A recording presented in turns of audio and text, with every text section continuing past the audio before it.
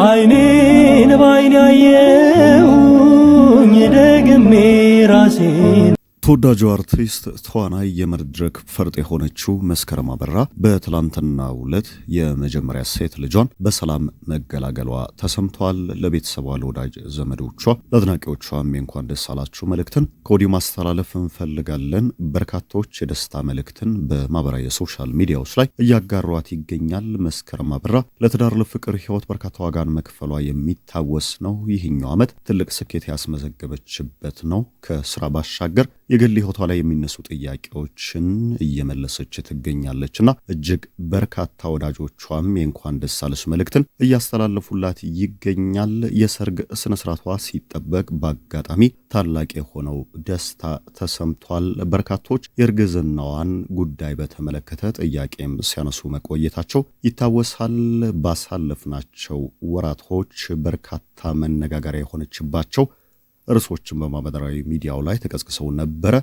የሽምግልና ስነ ስርዓቷ እጅግ በደመቀ ሁኔታ መከናወኑ ይታወሳል። በቀጣይ የሰርግ ስነ ስርዓቷም ከልጇ ጋር እንደሚሆን ይጠበቃል። ከዚህ ቀደም የተለቀቀውን አንድ ቪዲዮ በተመለከተም ምላሽ ተሰጥቷል።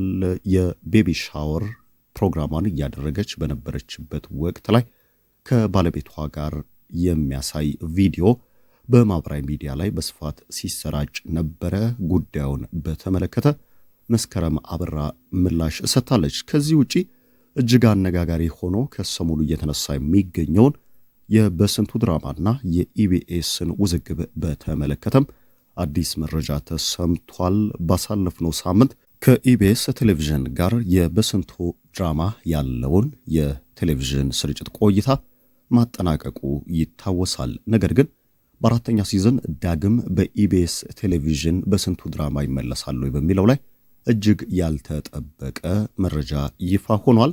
ሰላም ጤና ይስጥልን። የተከበራችሁ የኢትዮ መዝናኛ አድማጭና ተመልካቾቻችን በያላችሁበት የዓለም ክፍል አክብሮታዊ ሰላምታችን ከያላችሁበት ይድረስ። እንደተለመደው በአዳዲስ የመዝናኛው ዓለም መረጃዎቻችን ዳግም መተናል። ሚዲያውን ሰብስክራይብ በማድረግ ቪዲዮውን ላይክ፣ ሼር በማድረግ የተሰማችሁን የደስታ መልእክት ደግሞ ለተወዳጇ ተዋናይ መስከረም አበራ በኮመንት መስጫው ላይ በማድረስ ቆይታችሁን ከኢትዮ መዝናኛ ጋር እንድታደርጉ አክብሮታዊ ግብዣችን ነው። ቀጥታ ወደ ዕለታዊ መረጃችን እናልፋለን።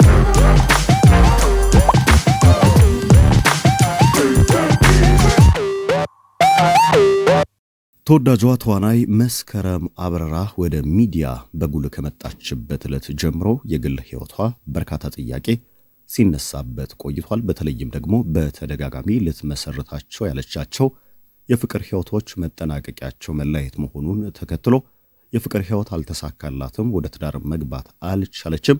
ከዚህ ቀደም እንደነበሩት ተወዳጅ ተዋናዮች የማግባት ዕድሏም ዝቅተኛ ነው የሚሉ በርካታ ስሞታዎች ሲደርሷት ቆይቷል። ነገር ግን ጉዳዩ ሁሉ በቀኑ ውብ ይሆናልና በጊዜው መስከረም አበራ መሞሸር የምትችልበትን ዕድል ማግኘቷን ለአድናቂ ወዳጆቿ ይፋ አድርጋለች። ባሳለፍነው ወር የሽምግልና ስነ ስርዓቷ መፈጸሙ አይዘነጋም።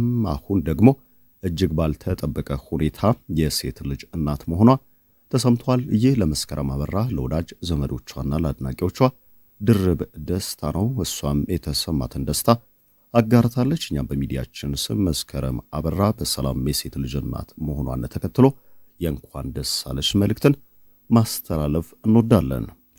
ከሽምግልና መርሃ ግብሩ በመቀጠል የሰርግ ዝግጅቷ እጅግ ሲጠበቅ ቆይቷል። ተወዳጅ አርቲስት እንደመሆኗ በርካቶች የሰርግ ዕለቷን ለማድመቅም ወረፋ ይዘው ሲጠብቁ እንደነበረ የተነገረ ሲሆን ነገር ግን ሳይጠበቅ ይህ ጉዳይ ተሰምቷል። በቀጣይ የሰርግ ስነ ስርዓቷን በተመለከተ ምላሽ የምሰጥ ይሆናል። የሰርግ ዕለቷም እጅግ ተጠባቂ ነው። ከዚህ ባሻገር መስከረም አበራ ባለቤቷ ማን ነው የሚለው ጥያቄ በስፋት በማህበራዊ ሚዲያዎች ላይ ሲነሳ ቆይቷል። ከዚህ ቀደምም የወጡ ፎቶግራፎች ነበሩ። እነዚህ ፎቶግራፎች ግን ከዚህ ቀደም የፍቅር ህይወት መስረታ የነበረችባቸው ጓደኞቿ እንደነበሩ የተነገረ ሲሆን እስካሁን የመስከረም አበራን ልጅ አባትና የትዳር አጋር በተመለከተ በቂ መረጃ የለም። ባሳለፍነው ወር ለአንድ ቴሌቪዥን ጣቢያ በሰራችው ማስታወቂያ በዚህ ማስታወቂያ ላይ በነበረ ትዕይንት ባለቤቷ ይህ ነው የሚሉ መረጃዎች በስፋት ሲናፈሱ ነበረ። ይህ ጥያቄ መስከረም አበራ ጆሮም ደርሷል። ይህ የዳይፐር ማስታወቂያ ላይ አብሯት ሲተውን የነበረው ሰው ባለቤቷ አለመሆኑን የሚገልጽ መረጃ በመጨረሻ ወጥቷል። በርካቶች ይህ ሰው ባለቤቷ ሊሆን ይችላል የሚል ግምታቸውን ሲያኖሩ ቆይቷል። ነገር ግን በመጨረሻ ባለቤቷ እንዳልሆነ አረጋግጣለች። መስከረም አበራ እንደ ሌሎቹ እንስት አርቲስቶች ሁሉ ባለቤቷን ወደ ሶሻል ሚዲያው የማምጣት ፍላጎትም እንደሌላት አረጋግጣለች። ከሶሻል ሚዲያው እጅግ የራቀ ሰው መሆኑንም በዚሁ መጠቆሟ ተነግሯል። ከዚህ ባሻገር የመስከረም አበራን የሴት ልጅናትነትና የበስንቱ ድራማን መጠናቀቂያ ተከትሎ በርካታ ጥያቄዎች በያዝነው ሳምንት ሲነሱ ቆይቷል። ኢቢኤስ ቴሌቪዥን አሁንም በርካታ ውዝግቦች እየተነሱበት ይገኛል። በስንቱ ድራማ ለዓመታት ሲያደርገው እንደቆየው የሲዝን ብሬክ የመሸጋገሪያ እረፍት ላይ እንደሚገኝ ይታወሳል። ወደ አራተኛው ምዕራፍ ለመሻገርም እየተንደረደረ ይገኛል። ነገር ግን ይህኛው የሲዝን ፍጻሜ ላይ ከኢቢኤስ ሰዎች ጋር አለመግባባቶች መፈጠራቸው የተረጋገጠ ሲሆን በስንቱ ድራማ በሌላ የቴሌቪዥን ጣቢያ ልንመለከተው የምንችልበት እድልም እንዳለ በስፋት እየተነገረ ይገኛል።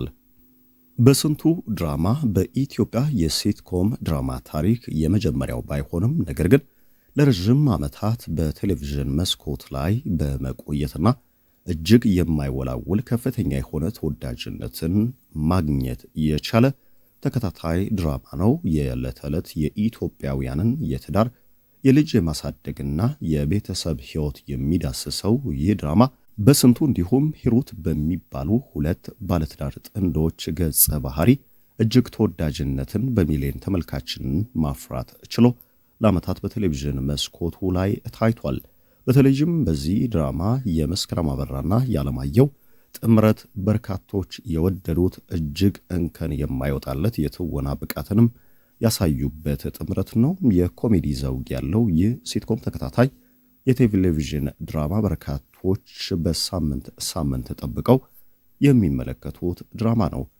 ሂሩት የሚለውን ገጸ ባህሪ የምትጫወተው መስከረም አበራም ከዚህ ቀደም የነበራትን ታለንት በብቃት ያሳየችባቸው መድረክ ቢኖሩም ነገር ግን ይልቁኑ ከአብዛኛው ኢትዮጵያዊ ጋር በተለይም ደግሞ የቲያትር ተመልካች ለመሆን እድል ካላገኘው ኢትዮጵያዊ ጋር በደንብ መተዋወቅና መግባባት የቻለችበትና ዕውቅናዋንም ያሰፋችበት ትልቅ ውለታ የከፈለላት ተከታታይ የቴሌቪዥን ድራማ ነው። በዚህ ድራማም እንቁ ከሆኑ ተዋናያን መካከል አንዷ ልትሆን በቅታለች። አሁን ላይ ቴሌቪዥን ድራማው መጠናቀቂያውን መያዙ የተነገረ ሲሆን በቀጣይ ወደ ኢቢኤስ ቴሌቪዥን ተቋም ድራማው ሊመለስ የሚችልበት እድልም እጅግ ጠባብ መሆኑ እየተነገረ ይገኛል። እኛም መረጃውን በዚህ መልኩ አደረስናችሁ። እስከ ዝግጅታችን ፍጻሜ ቆይታችሁን ከኢትዮ መዝናኛ ጋር ስላደረጋችሁ ከልብ በማመስገን መረጃችንን በዚሁ እናጠናቅቃለን። መልካም ጊዜ እንመኛለን።